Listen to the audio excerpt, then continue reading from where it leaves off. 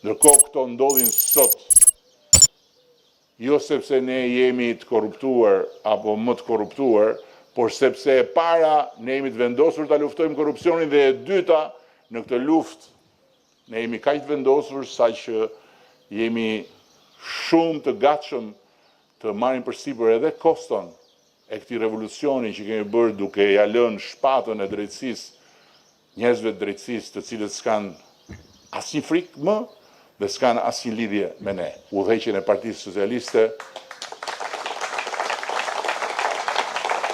Shqipëria ka nevojë për shumicën e Partisë Socialiste, Shqipëria ka nevojë për socialistët në krye, pavarësisht të gjitha të metave dhe gabimeve tona. Ne kemi plot meta, kemi bërë plot gabime pa diskutim, nuk jemi të rënë nga qielli, por ama e përsëris. Kur vjen puna tek pamja e madhe, është një pamje që flet vetë për ne.